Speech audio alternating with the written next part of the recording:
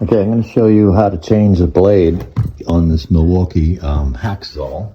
It's an M12. I just got this in the big kit. There's the bag for the rest of the items. And loving it. As compared to that, now you're going to constantly be using a hacksaw.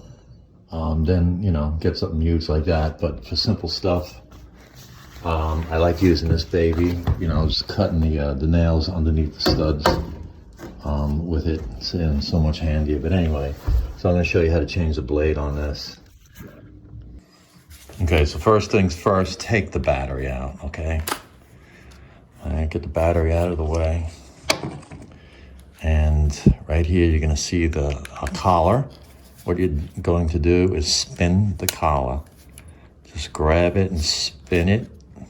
It's like maybe a quarter turn, and then pull the blade out. This is a metal blade. See the fine teeth? And then we're going to we'll put a saw blade in. Okay, so we're going to be cutting wood. And so we got a wood blade. Let me get this ready, actually. Okay. So spin the collar. Okay, spin it. It doesn't go anymore. All right, make sure it's in the right direction. The blade. Stick that baby in, let go, pull on it. Okay, and put the battery in.